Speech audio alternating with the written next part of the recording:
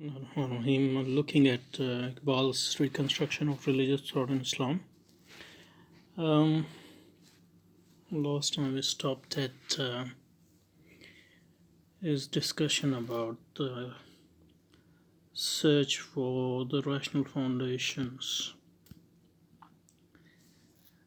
And the search for rational foundation of Islam may be regarded to have begun with the Prophet himself. And we looked at how we can understand it.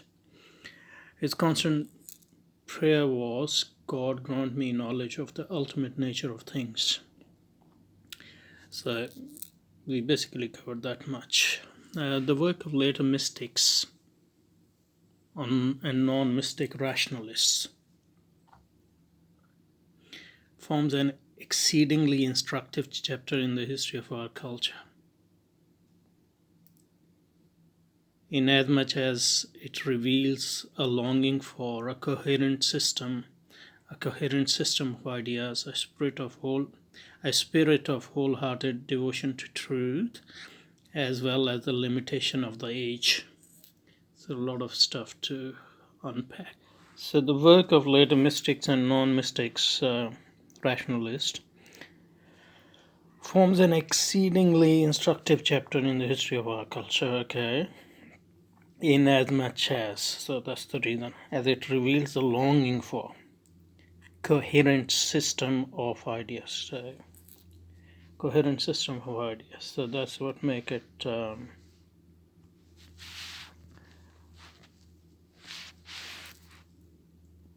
so they're looking for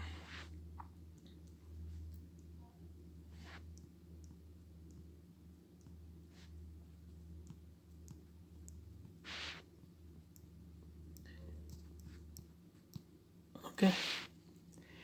And the second thing is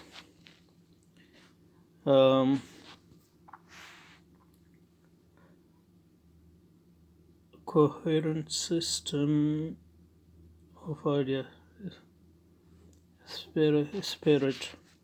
So that's the first one. And second one is wholehearted, the spirit of wholehearted.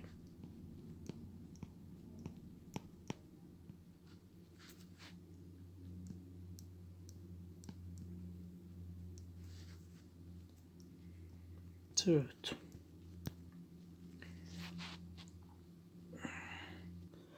So the work of later mystics and non-mystic rationalists forms an exceedingly instructive chapter in the history of our culture, Muslim culture, and is in as much as it reveals a longing for.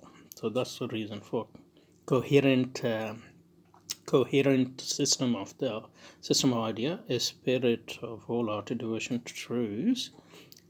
Okay, I will leave the rest at the moment. So later mystic and non-mystic rationalists. So start with rationalists.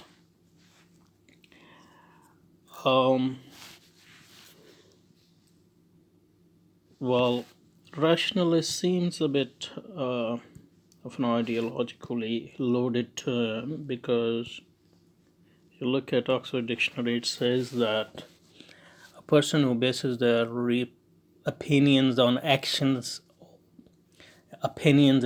on reason and knowledge. Okay, so we hope everybody does that. So reason and knowledge.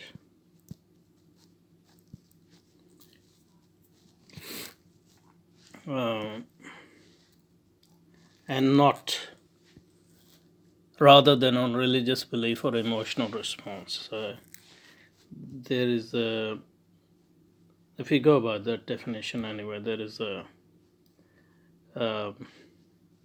assumption that emotion is not a part of reason, and in some sense, and that religious views not based on reason and knowledge. So mystics and non-mystics who were rationalist. Obviously, it doesn't mean this, but the term rationalism is ideologically loaded. Um, so there were mystics and non-mystics who were not rationalists, who based their uh, system on emotion and religious belief rather than reason and knowledge. So that doesn't make sense. But what he basically means is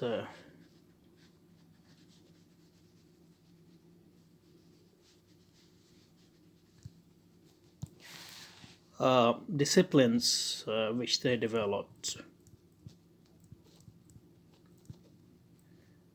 which were rationally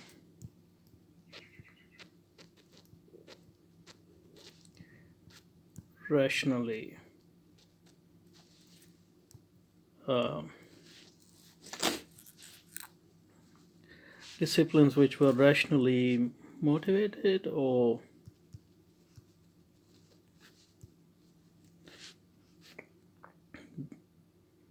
purportedly solely based on reason and knowledge.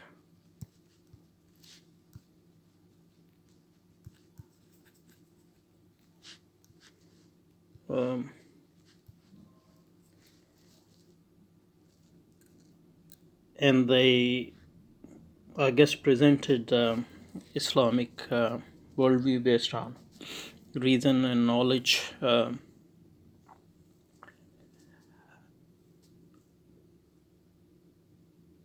But there's no reason to isolate mystics and non-mystic rationalists, because even if their methods were a bit different, like those people who focus on kalam, as we will see, or philosophy or logic, that doesn't mean that others were not basing their others were not interested in similar sort of things. So if we look at the Quran, for example,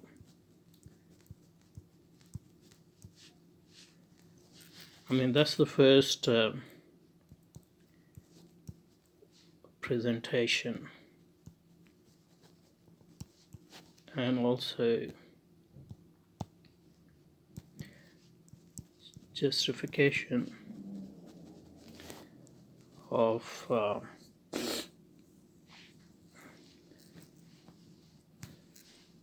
Islamic worldview,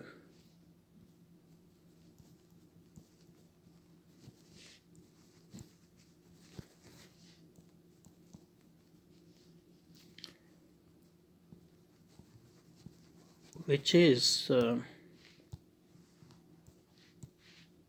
based on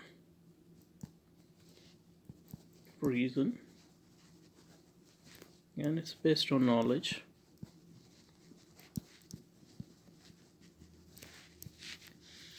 And the two criteria Iqbal mentions, coherence and the search for truth, are central to the Quran, as we'll see. So I think it's a mistake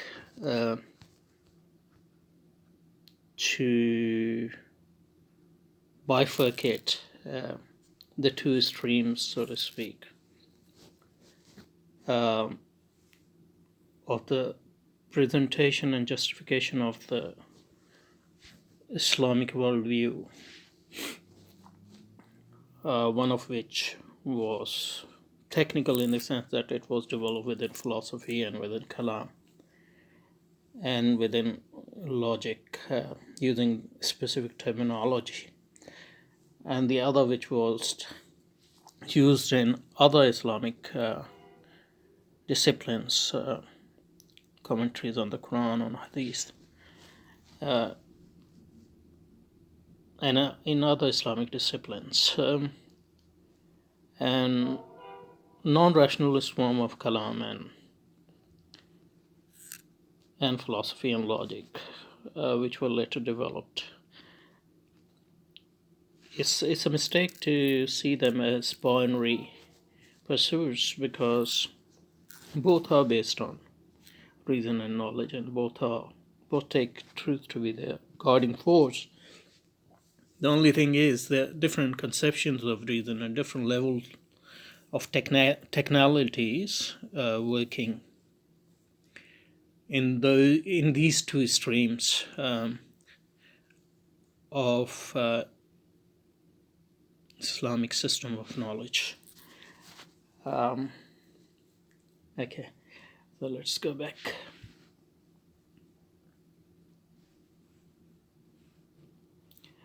So the work of later mystics and non-mystics, mystic rationalists, forms an exceedingly instructive chapter in the history of our culture, inasmuch as it reveals longing for a coherent system of ideas, a spirit of the wholehearted devotion to truth. I guess what he's trying to focus on later mystics and non-mystics rationalists is going to try to point out the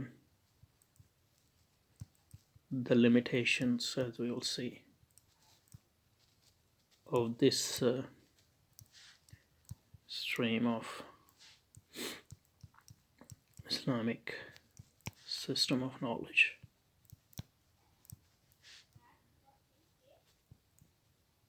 But let us look at the guiding forces which he mentioned and which are important. First is the coherent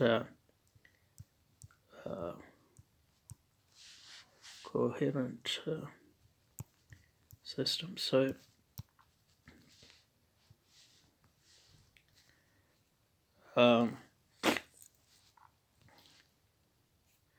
and when we talk about coherence,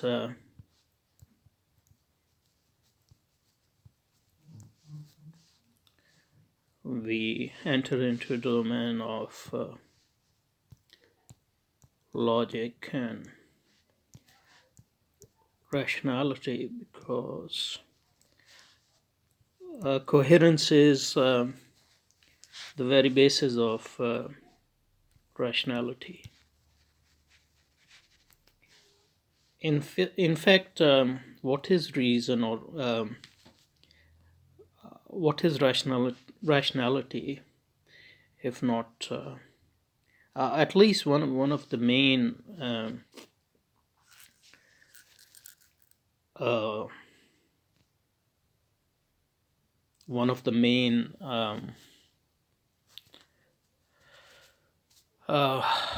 condition, one of the main ingredient, I'll say, one of the main ingredient of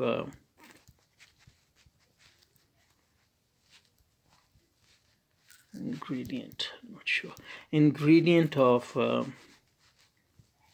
rationality, minimalist rationality at least, is consistency.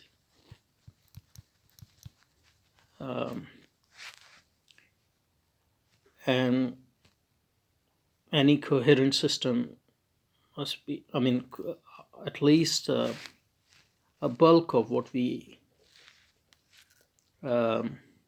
consider coherence is consistency. So to have rational worldview, at least part of it is to have a consistent worldview. You can't have inconsistencies in the system of your beliefs, and at the same time you claim that it is rational. Doesn't matter whether it's a religious worldview or non-religious worldview. If your worldview is rational, it has to have consistency and it has to have coherence to that extent. So coherence, or at least consistency, is one of the essential ingredients of any rational system, and Quran is very clear about this, in the sense that it considers coherence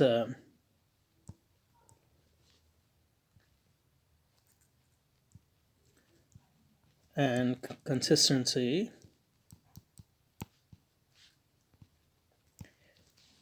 as the proof, at least the partial proof, that it is from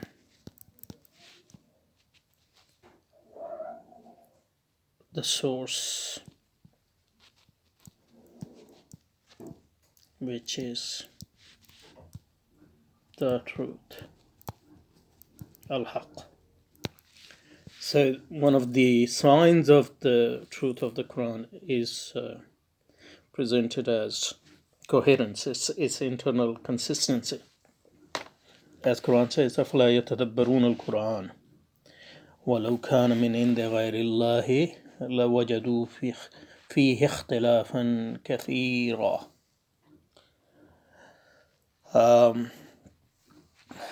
One of the tafsir said, أَفَلَا يَنْظُرُ هَؤُلَاءِ فِي الْقُرْآنِ وَمَا جَاءَ بِهِ مِنَ الْحَقِّ نظر التأمل وتدبر حيث جاء على نسق محكم يقطع بأنه من عند الله وحده ولو كان من عند غيره لوجدوا فيه اختلافا كثيرا.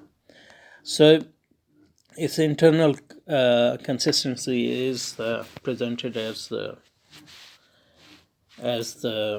proof of its truth. So if Quran makes coherence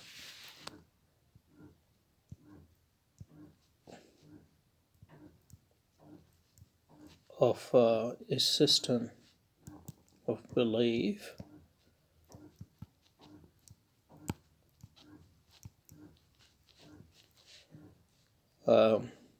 it's only natural that Islamic rational sciences, or Islamic sciences in general, I mean, there can't be any Islamic science which it doesn't base its system on this idea of coherence, because otherwise it's not true. It lacks truth. It's contravening the basic Islamic or Quranic principle of coherence or consistency. It must be one of its ideals. It doesn't mean that it always achieves it, because we as humans, obviously, always going to fall short of the ideal types. But that's the guiding force of any Islamic discipline. Doesn't matter whether it is actually formally called rational or not. So the second element is this a spirit of wholehearted devotion to truth, and that also has its foundation in the Quranic and Islamic teachings. As Quran says, it's full of calling to the truth. In fact, one of the name of God is the truth, al-haq, and as Quran says, "Kul jaa al-haq," the truth has come, wa zahaqa al-batil,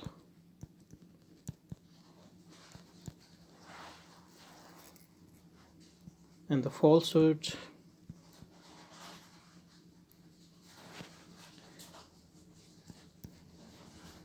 has vanished or retreated. And the main thing is, in al-batila kana zahuqa. It is in the nature of falsehood to vanish. Doesn't have power of staying the long term. And if you use the principle of what we call mafhum al-mukhalafat, then you can infer from that the al-haq has the staying power, the lasting power. And one of the most amazing passages you will find is located in the letter that Umar wrote to his governor, Abu Musa al-Ashari, on the topic of justice, and in which basically he commented on how to judge based on evidence, and how it was important to keep the truth as your main focus. It's a long letter, and it basically contains the fundamentals of Islamic rationality, but also contains this insistence of what Iqbal has called a spirit of wholehearted devotion to truth. And so كتب عمر بن الخطاب إلى أبي موسى الأشعري أما بعد فإن القضاء فريضة محكمة فانفذ الحق, establish the truth. إذا وضح فإنه لا ينفع التكلم بحق لا نفاذ له وآسب بين الناس في وجهك مجلسك وعدلك حتى لا ييأس الضعيف من عدلك. And the main thing which I want to actually focus on is here, this line: لا يمنعنك كداء كديته بالأمس راجعت فيه نفسك وهديت فيه لرشدك أن تراجع الحق فإن الحق قديم ومراجعة الحق خير من التمادي في الباطل الفهم. So this one here, basically, is an illustration of this insistence on devotion, wholehearted devotion to truth. To the truth. And only the truth.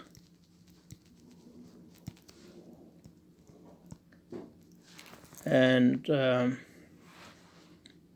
he says, so if you have, he said, وَلَا يَمْنَعَنَّكَ قَضَاءً كَدَيْتَهُ بِالْأَمْسِ. So if you judge something, you made a judgment yesterday based on the evidence which was available to you at the time, and the next day you came across لا يمنعنك قضاء كديته بالأمس راجعت في نفسك,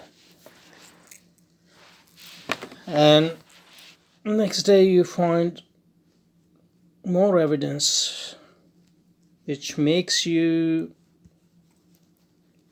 revise your judgment.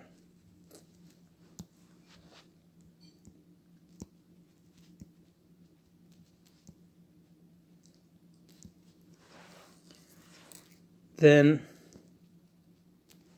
you shouldn't hesitate to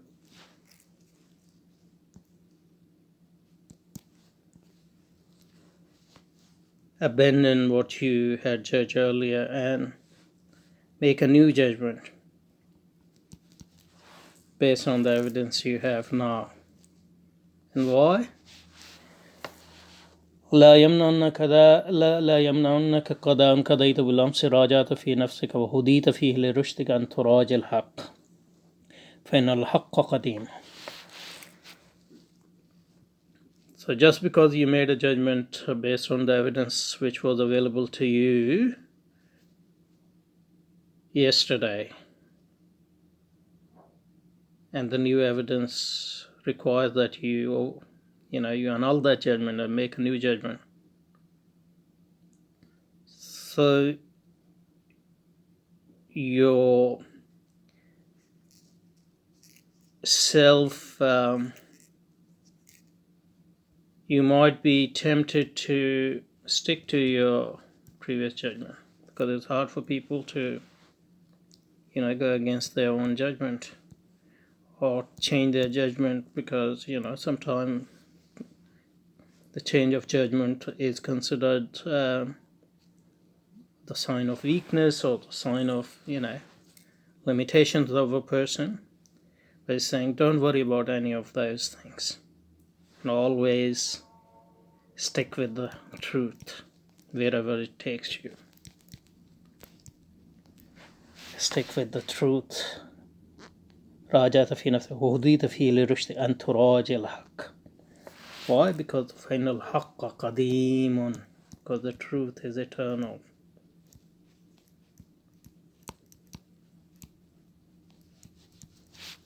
ومراجعة الحق خير من التبادي في الباطل. And rewarding your judgment in order to stick to truth is better than lingering on with the falsehood. ومراجعة الحق خير من التبادي في الباطل. So this whole thing about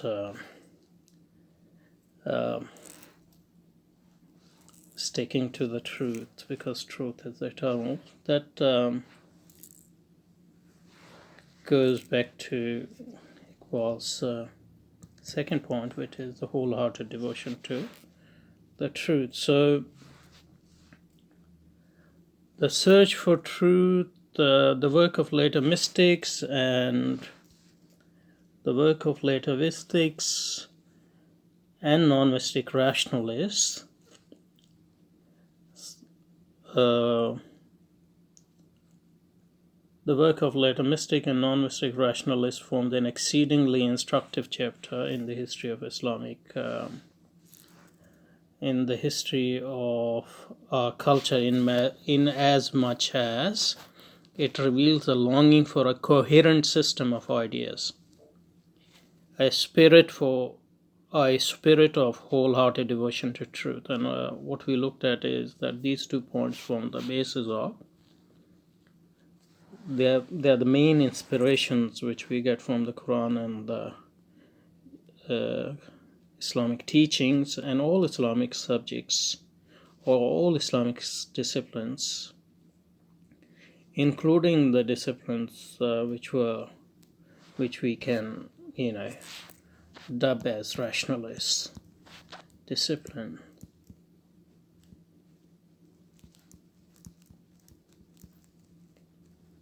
Like philosophy, kalam, logic, etc. So the inspirations are rational consistency